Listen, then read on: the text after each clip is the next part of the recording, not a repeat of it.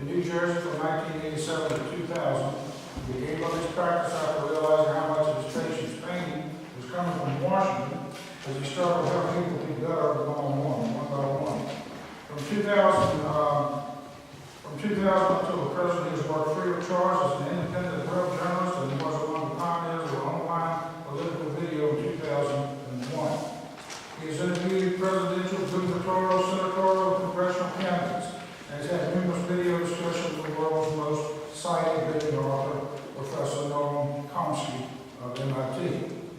Trying completing a candidate interview in 2000 in Washington, D.C. in 2012, Independent Greens Executive Committee Chairman Kerry Campbell, who was watching, asked him where he was from. He replied from Southside Virginia, where he and his wife Elaine bought a home in 2004 and completely relocated from Manhattan in 2016. Mr. Hillwood. Thank you. What I've done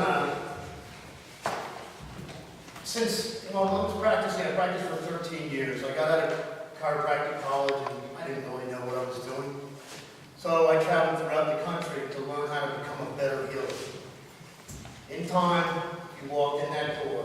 Unless you had bone cancer, you were going to walk out the door feeling better. And there was nothing but my hands and my head that did it. And it was very gratifying. But over time, I realized how much pain was being produced out of Washington.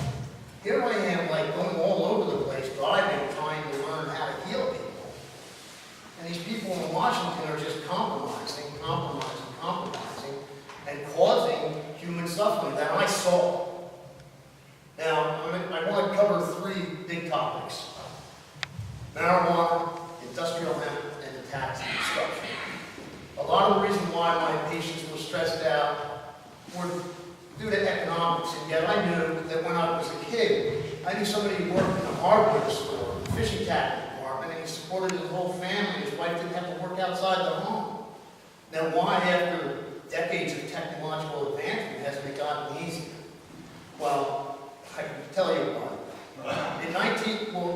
When Eisenhower left office, the top 1% of income earners were taxed 91% on their highest income. Now, I know that sounds like a lot, but if you think about it, how do they make their money? Earth's resources and human labor. They were not importing either from Mars. So, why did they deserve that? Well, now that figure's all the way down to 39.6%. So that's why we have tremendous inequality, whereas when I was a kid, you had Howard Hughes, who was a millionaire. You didn't have billionaires and everybody else behind the 8 ball. This is unnecessary. Reverting the tax structure, and what happened under Obama was they took it from 35 flat, where W had taken it, and brought it back to 39.6. And even that, it's cost, the Bush tax cuts cost trillions of dollars. So if we want to deal with the national debt, I'll add a fourth topic in there. That's what you do. You revert the tax structure back to what it was like in the 60s.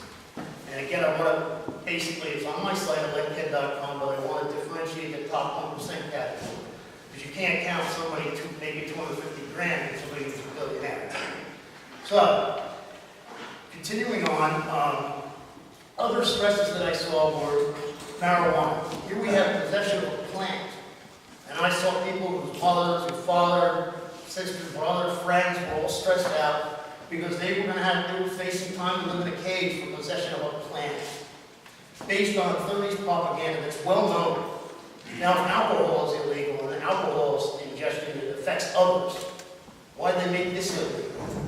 I mean, and plus, here's another thing that gets me. If you're for cannabis illegality, then that means you're for having more pedophiles, rapists, and murderers at large. That's just simple deductive reasoning. If they're doing this, then they're not doing that.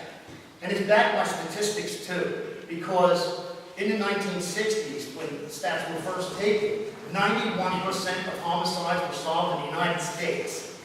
Now it's a paltry 61 to 63%, meaning it used to be that only one out of 10 got away with murder. Now it's over 1 out of 3. So, it's cousin plant, industrial hemp. Here we are talking about uranium mining and all this other nonsense. Why aren't we growing our own oil? We could grow our own oil. I asked Ralph Nader about this back in 2004. He said, yeah, it was a multi-billion-dollar crop. decrease our risk of terrorism by reducing our reliance on foreign oil. And it could reduce our reliance on foreign oil big time. Some say completely eliminate our reliance on foreign oil. So if we could be growing our own oil, and it has 25,000 other uses too, so it would revitalize this district big time. See all these factories closed down? You'd see them open up.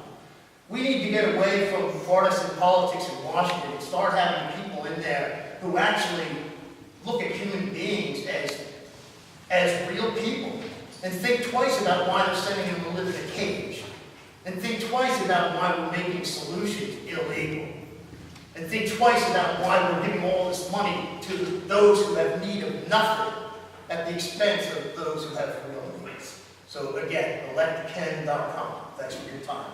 And thanks also for letting democracy, keeping democracy alive by having this forum with all of us.